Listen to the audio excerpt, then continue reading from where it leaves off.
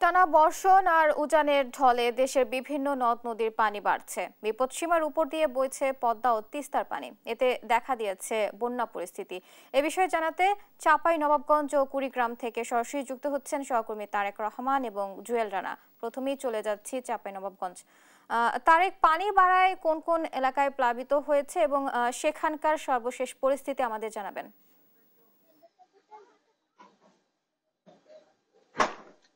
বুবলি, আমি সকাল থেকে কিন্তু পদ্মা তীরবর্তী এলাকায় অবস্থান করছি। আমরা কিন্তু জানাচ্ছিলাম যে চাঁপাইনবাবগঞ্জে যে পদ্মার নদীর আশপাশে এবং পদ্মার যে এলাকাগুলোতে মানুষজন বসবাস করছে তারা তাদের দুর্ভোগের চিত্র আমরা সকাল থেকে জানাচ্ছি। আমি খোঁজ খবর রাখছিলাম বিশেষ করে চাঁপাইনবাবগঞ্জ সদর উপজেলার যে 4 নম্বর পদ্মা নদী আছে এই এলাকার আশপাশে কিন্তু মানুষজন একেবারে কষ্টে দুঃখে দিন যাপন করছে। তাদের বেশ কয়েকটি বাড়ি ঘর কিন্তু নদীতে তলিয়ে গেছে। অনেকের বাড়ি ঘরে কিন্তু রান্না করার খাবারও পর্যন্ত এখন পর্যন্ত নেই।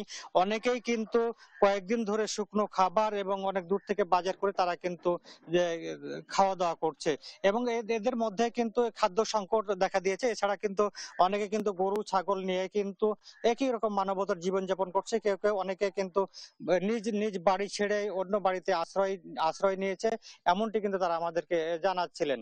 আমরা খোঁজ খবর রাখছিলাম চাঁপাইনবাবগঞ্জের শিবগঞ্জ উপজেলার দুর্লভপুর, পাঁকা, উজিরপুর এবং বেশ কয়েকটি আরো এলাকায়। তারা বলছিলেন তাদেরও কিন্তু একই চিত্র, এলাকায় চরম দুর্ভোগ নেমে এসেছে। যেহেতু বেশ প্রায় 10 দিনের অধিক সময় ধরে এই এলাকাতে বন্যার পানি ঢুকে পড়েছিল এবং এখন পর্যন্ত আজকে কিন্তু পানি স্থিতিশীল আছে এবং 1 সেন্টিমিটার পানি কমেছে বলে আমাদেরকে পানি উন্নয়ন বোর্ডের কর্মকর্তারা জানিয়েছেন। যেহেতু পানি যে এলাকাগুলোতে ঢুকে পড়েছিল সেই এলাকাগুলো একেবারে বিপর্যয় নেমেছে। তাদের খাদ্য সহ বাসস্থানের জায়গার একেবারে অভাব রয়েছে। তারা সময় মতো কিন্তু ওষুধ পাচ্ছে না, তারা বিশুদ্ধ পানি পাচ্ছে না। তারা কিন্তু ত্রাণের জন্য একরকম হাহাকার করছে এই এলাকা জুড়ে। তারা কিন্তু ত্রাণও পাচ্ছে না। আবার কেউ কেউ অন্যের বাড়িতে ধার দেনা করে কিন্তু মানবতার জীবন যাপন করছে। আমরা কথা বলার চেষ্টা করছিলাম উপজেলা প্রশাসনের সঙ্গে। তারা বলছে তারা তারা স্থানীয় প্রশাসন, স্থানীয় ইউপি চেয়ারম্যান এবং মেম্বারদের মাধ্যমে তারা তারা তারা তথ্য সংগ্রহ করছেন এবং ক্ষয়ক্ষতির পরিমাণ কি হয়েছে সেটি তারা জানার পরে তাদেরকে একান্ত ত্রাণের ব্যবস্থা করবেন তারা।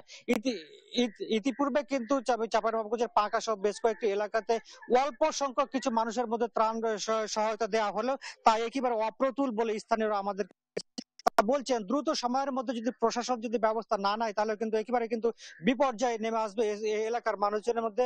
তারা কিন্তু মানবতার জীবন যাপন করছে। তো আমার কাছে এই ছিল সর্বশেষ পরিস্থিতি। আমরা এবার যেতে চাই কুড়িগ্রামে, সেখানে অপেক্ষা করছেন সহকর্মী জুয়েল রানা। জুয়েল রানা, আপনি বলবেন বানভাসী মানুষের খবর। তারেক, আপনাকে ধন্যবাদ। দেশের অভ্যন্তরে ভারী বৃষ্টিপাত এবং উজানের ঢলে কিন্তু কুড়িগ্রামের সবগুলো নদ নদীর পানি বৃদ্ধি পাচ্ছে। ইতিমধ্যে দুধকুমার নদের পানি সকালে বিপদসীমা অতিক্রম করেছে, অর্থাৎ বিপদসীমা 6 সেন্টিমিটার উপর দিয়ে আসলে প্রবাহিত হচ্ছে, যার ফলে কিন্তু দুধকুমার নদের অববাহিকার যে নিম্নাঞ্চল রয়েছে সেখানে কিন্তু আসলে বন্যা পরিস্থিতি সৃষ্টি হয়েছে।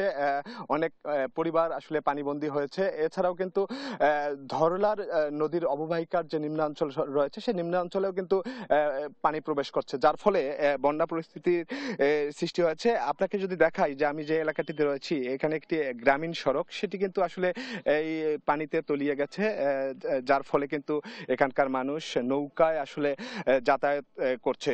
এছাড়াও আরেকটি বিষয় আপনাকে জানিয়ে রাখি, এই পানি বৃদ্ধির ফলে মৌসুমী যে বিভিন্ন ফসল সেগুলো কিন্তু আসলে পানিতে নিমজ্জিত হয়েছে, যার ফলে কৃষকরা অনেকটা বিপাকে পড়েছে।